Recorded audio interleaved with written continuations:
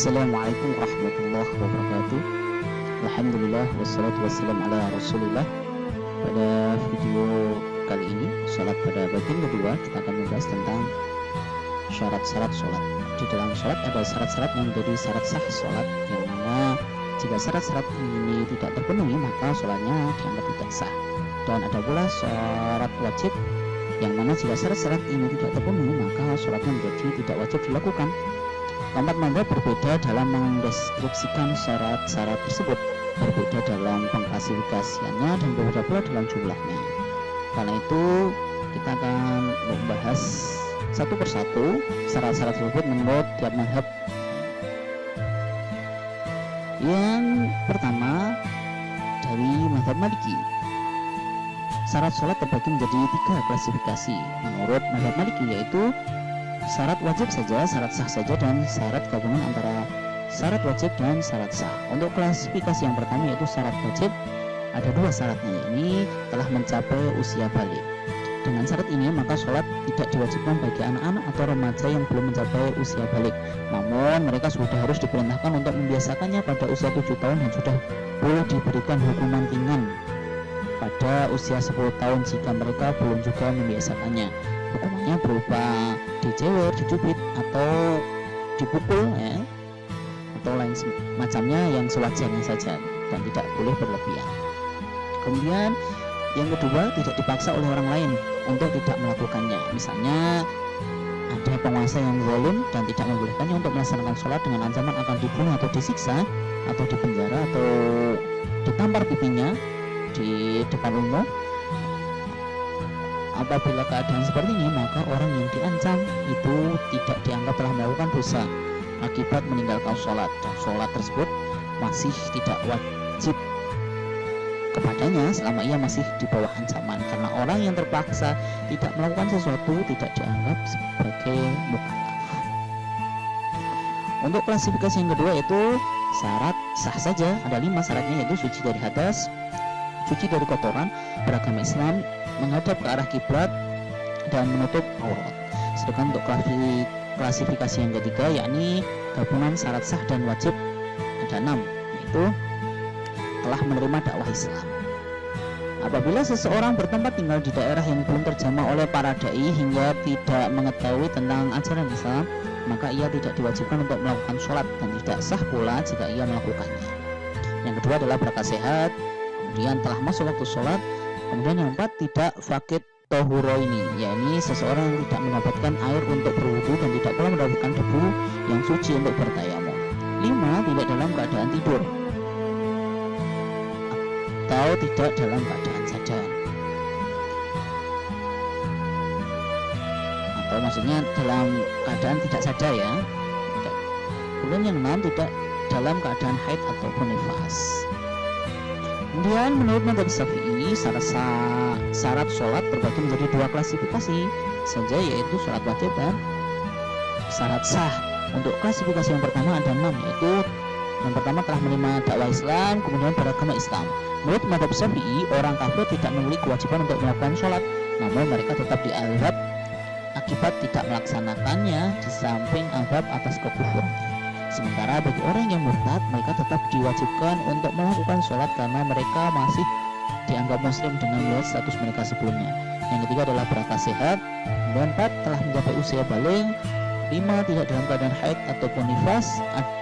Yang terakhir adalah panca indera yang masih berfungsi meskipun hanya bisa mendengar saja atau hanya bisa melihat saja. Sedangkan untuk klasifikasi yang kedua ada 7 syarat, yaitu suci tubuhnya dari kedua hadas, yaitu hadas kecil dan hadas besar, suci tubuhnya, pakaiannya, tempatnya dari segala najis, kemudian menutup aurat, menghadap ke arah kiblat, kemudian mengetahui masuknya waktu sholat meskipun dengan hanya mengira-ngira saja. Yang keenam, mengetahui cara-cara melakukan sholat. 7, tidak melakukan hal yang dapat membatalkan sholat. Adapun menurut mazhab Hanafi, syarat-syarat terbagi menjadi 2, sama seperti mazhab Syafi'i, itu wajib dan sah saja. Untuk klasifikasi yang pertama, mazhab Hanafi ada 5, yaitu telah menerima dakwah Islam, beragama Islam, berakal sehat, telah mencapai usia balik, dan 5, tidak dalam keadaan haid ataupun nifas. Namun sejumlah ulama mazhab tidak mencantumkan syarat yang pertama karena syarat yang kedua sudah mencakupnya, yaitu telah menerima dakwah Islam dan beragama Islam. Tadi ya, kalau sudah beragama Islam otomatis telah menerima dakwah Islam. Sedangkan untuk klasifikasi yang kedua, yakni syarat sah, syaratnya ada 6, yaitu suci tubuhnya dari segala hadis dan najis, kemudian suci pakaiannya dari segala najis, suci tempatnya dari segala najis, kemudian 4 menutup aurat, 5 berniat, dan 6 menghadap ke arah kiblat. Kemudian menurut mazhab Hambali, syarat sholat tidak diklasifikasikan menjadi syarat wajib dan syarat sah. Berbeda dengan pendapat 3 mazhab lainnya, mazhab ini mengelompokkan semua syarat menjadi syarat sahnya sholat, dan seluruhnya ada 9, yaitu beragama Islam, berakal sehat, tamis atau dapat membedakan antara yang benar dengan yang salah, yang baik dengan yang buruk, kemudian suci dari hadas sesuai kemampuan, kemudian 5 menutup aurat, 6 terhindar dari najis baik pada tubuhnya, pakaian dan juga tempatnya, 7 berniat, 8 menghadap ke arah kiblat, 9 telah masuk waktu sholat. Adapun waktu-waktu untuk sholat fardu telah dijelaskan bahwa masuknya waktu sholat menjadi salah satu syarat untuk pelaksanaan sholat. Karena itu tidak wajib bagi mukallaf untuk melakukan sholat kecuali jika sudah tiba waktunya untuk melaksanakan sholat tersebut. Lalu apabila waktu sholat telah tiba, maka para mukallaf sudah terbebani untuk melaksanakannya dalam rentan waktu yang luas. Artinya bahwa jika seseorang melakukannya di awal waktu, maka sholatnya dianggap sah dan ia sudah terbebas dari kewajiban pelaksanaannya. Sedangkan jika ia tidak melakukannya di awal waktu, maka tidak dianggap telah berbuat dosa karena waktu pelaksanaannya masih terbentang hingga waktunya tinggal sedikit, dengan arti waktu yang cukup baginya untuk melakukan toharoh baik berwudu ataupun mandi junub, dan cukup pula untuk melanjutkannya dengan sholat setelah toharoh tersebut. Apabila ia dapat memenuhi seluruh rakaat hingga salamnya, maka masih dalam waktu yang dimaksud, maka ia pun sudah dianggap telah melaksanakan kewajibannya sesuai dengan syariat. Meski demikian, para ulama bersepakat bahwa orang yang telah menunaikan sebagian rakaat sholatnya di dalam waktu, maka sholat yang dilakukannya masih dianggap adaan atau tepat waktu dan bukan qadhaan, sudah lewat waktunya. Adapun waktu sholat subuh dimulai sejak menyingsingnya fajar, yakni sinar matahari yang terlihat di ufuk timur dan muncul terlebih dahulu sebelum waktu terbit, dan sinar tersebut terus meluas hingga memenuhi ufuk hingga menyebar naik ke atas langit. Sejak saat itu waktu sholat subuh berlangsung hingga berakhir saat menjelang matahari terbit. Menurut mazhab Maliki, sholat subuh diklasifikasikan menjadi 2 bagian, yaitu waktu pilihan dan waktu darurat. Waktu pilihan yaitu dimulai sejak menyingsingnya fajar dan terus berlangsung hingga suasana agak terang, yakni hingga mata dapat melihat dan membedakan wajah orang lain dengan jelas tanpa bantuan cahaya di tempat yang tidak beratap. Dan suasana yang agak terang tersebut membuat bintang-bintang tidak terlihat lagi. Sedangkan waktu daruratnya dimulai sejak berakhirnya waktu pilihan hingga saat matahari terbit. Ini adalah pendapat yang paling kuat dan masyhur dalam mazhab Maliki. Namun ada juga beberapa ulama Maliki yang berpendapat bahwa waktu sholat subuh itu tidak memiliki waktu darurat. Kemudian yang kedua, waktu sholat zuhur, yaitu diawali sejak mulai bergelincirnya matahari dari atas kepala. Karena itu ketika matahari sudah bergeser sedikit saja dari tengah-tengah langit, maka pada saat itulah waktu sholat zuhur dimulai. Dan waktu zuhur terus berlangsung hingga saat bayangan segala sesuatu memiliki ukuran yang sama seperti aslinya. Untuk mengetahui waktu tersebut, yakni bahwa bayangan memiliki panjang yang sama dengan tinggi aslinya, cukup dengan menancapkan sebuah tongkat kayu yang lurus atau semacamnya di atas tanah di bawah terik matahari sebelum tengah hari.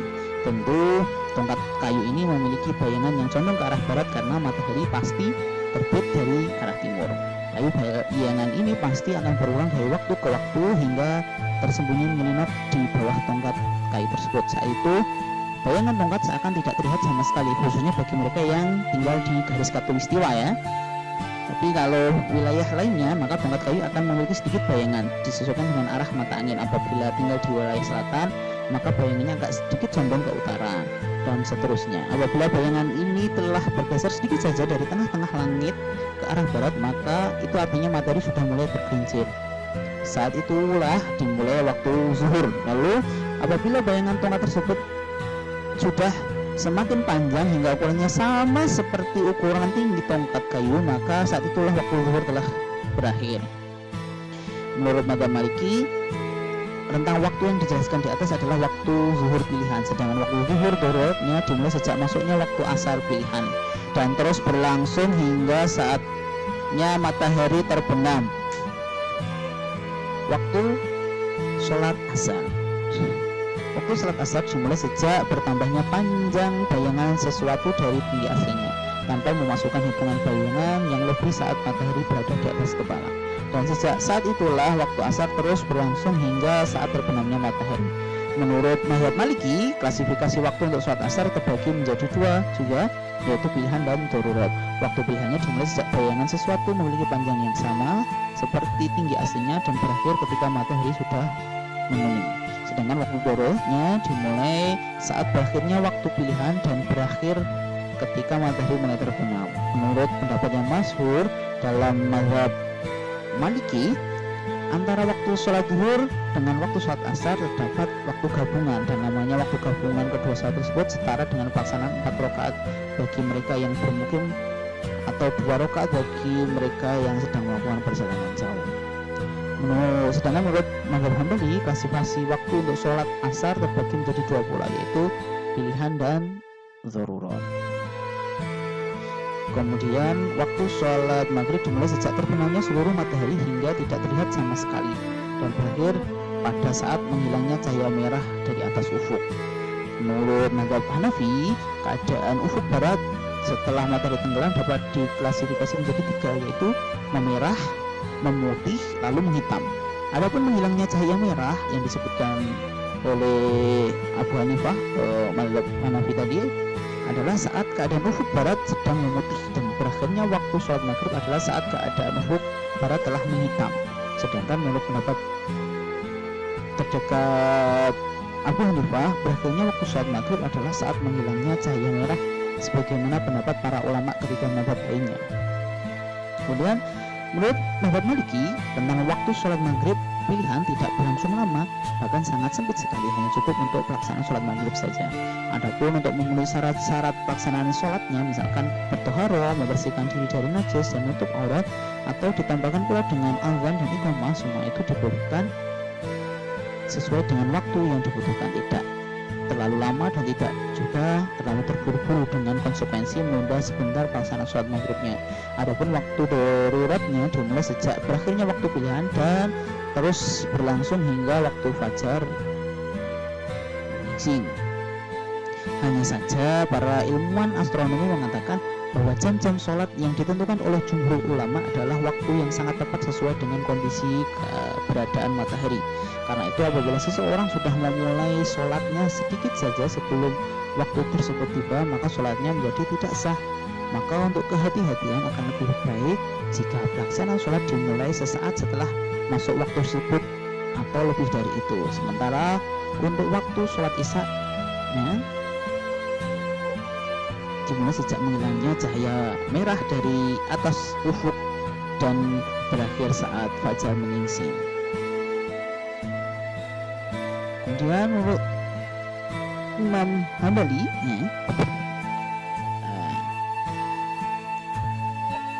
Hambali, klasifikasi waktu untuk sholat isya terbagi menjadi dua, yaitu pilihan dan waktu darurat, seperti halnya sholat asar.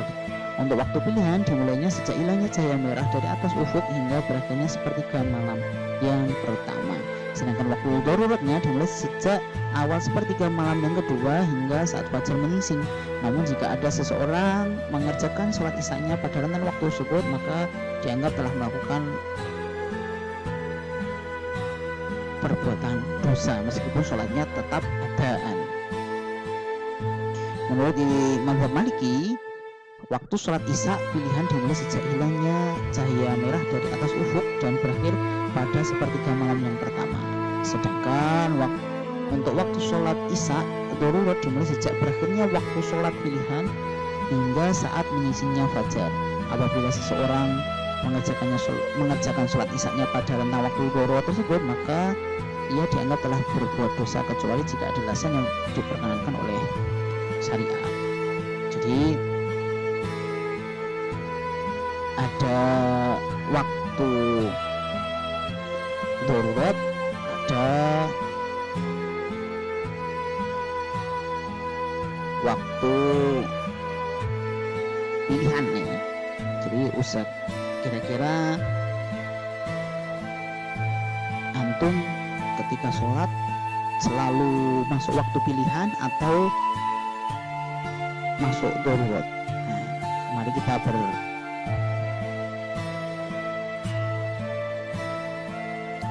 mengklarifikasi diri sendiri ya. Kira-kira sholat kita waktunya awal waktu atau di akhir waktu.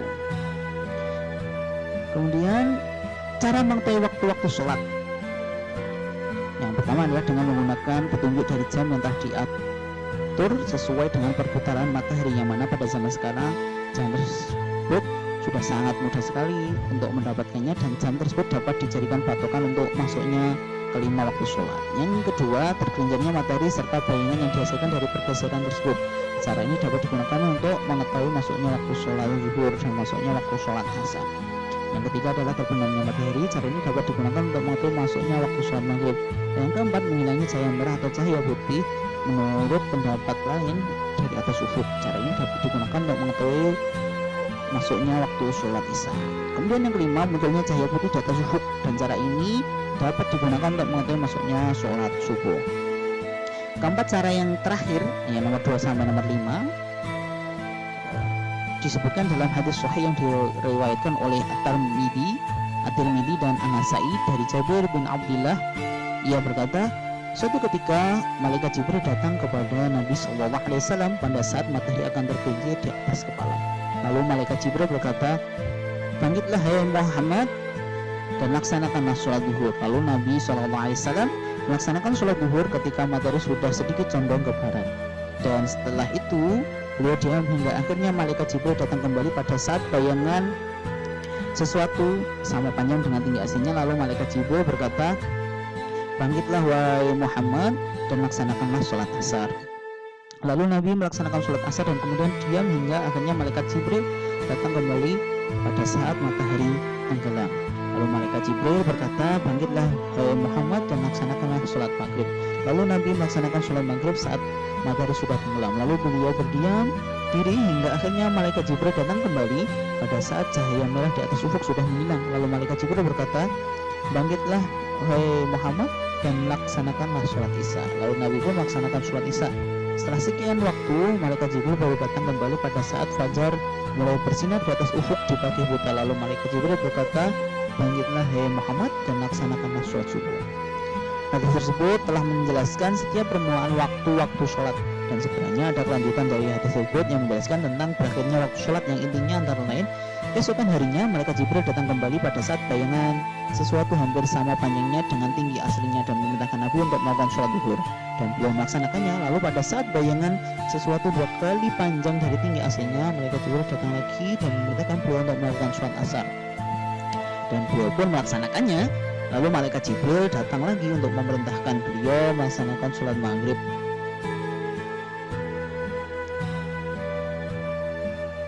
Lalu setelah malam tiba, tepatnya setelah berakhirnya sepertiga malam pertama, malaikat Jibril datang lagi untuk memerintahkan beliau melaksanakan sholat isya, dan beliau pun melaksanakannya. Dan ketika tiba pagi hari, tepatnya pada saat langit sudah menguning, malaikat Jibril datang lagi untuk memerintahkan beliau melaksanakan sholat subuh. Kemudian malaikat Jibril menyampaikan kepada beliau bahwa di antara waktu-waktu di kedua hari itulah sholat fardu 5 waktu diwajibkan pelaksanaannya. Hadis serupa yang serupa dengan hadis ini menjelaskan kepada kita bahwa tiba dan berakhirnya waktu sholat yaitu dengan tanda alam, dan tanda alam itulah yang memang menjadi dasar perhitungan jam dan hari menurut perputaran matahari. Baik, mungkin itu. Mari kita introspeksi diri, bagaimana kita melakukan sholat, waktunya apakah ketika waktu darurat yang kita baru melakukan sholat, atau ketika pada waktunya. Baik, ila liqa. Wassalamualaikum warahmatullahi wabarakatuh.